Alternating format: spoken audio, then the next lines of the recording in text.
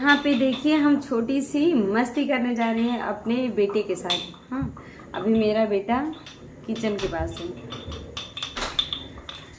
तोहार चेहरा हमार चेहरा दोनों के चेहरा बा काला काला, हमार चेहरा थोड़ा सा काला, लल्ला के चेहरा तावा जैसन काला।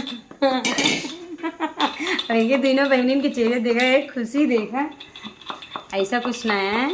कहा थे ना घिए के लड्डू टेढ़ो मेढ़ा, लल्ला मेरे गोर हैं। देख अब फेरन लवली लगा लेते ना, एकदम झक्कास लागा था माँ बेटवा। दादी दादी नहीं, दादी के ऊपर गए माँ भैया।